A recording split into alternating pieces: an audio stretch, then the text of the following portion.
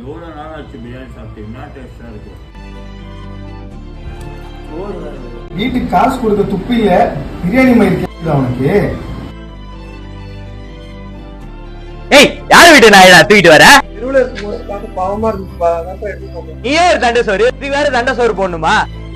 ஏன்னா நாயா நேத்து லேட்டா வந்த, இன்னைக்கு லேட்டா வந்த, வேலை பாக்குற மயிறு இஷ்டம் இருக்கா இல்லையா உனக்கு? வேலைக்கு சேரும்போது மட்டும் குடும்ப கஷ்டம் மயிறு மட்டும் சொல்ல வேண்டியது, அப்புறம் டெய்லி லேட்டா வருது. நாலுல இருந்து சீக்கிரமா ஒருத்தன் தான் வா, இல்லன்னா வேலையை விட்டு நின்னுட்டு அப்படியே போயிடு, திரும்ப கூட வராது இந்த பக்கம். ஏச்சி போன வை, பிரேக்கப் தான். என்னமே எனக்கு போன் பண்ண செருப்பால அடிப்பேன் போ. அதோட டைட் வைக்காதுன்னு எத்தனை தடவை உனக்கு சொல்லி கொடுத்துருக்கேன். உன் சித்தப்பாக்கார சேர்த்து விட மாதிரி சொன்னாண்டா, இவ தண்டக்கார மாத்திரன்ட்டு அதே மாதிரி எல்லாத்தையும் பண்ணுங்கிற தண்டம் வேலை பார்த்து.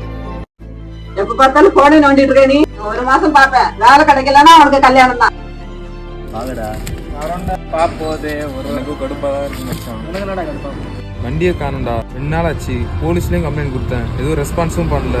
வேலையும் போயிடும் போல, வீட்டுல மதிப்பே இருக்காது போலடா. எங்க வீட்லயும் அப்படிதான்டா.